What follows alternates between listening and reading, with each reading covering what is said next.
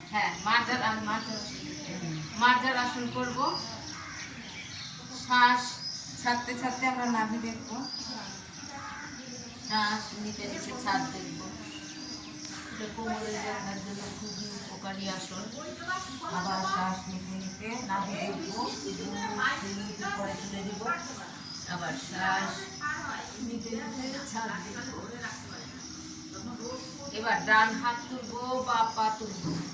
ডান হাত বা পা, আবার চেঞ্জ করে নেব, বা হাত ডান পা। আরেকবার করব।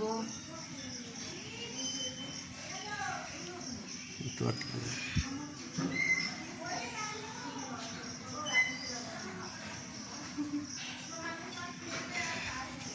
হাত লাগিয়ে উঠে, বিশ্রাম। দুটো হাত লাগিয়ে উঠে।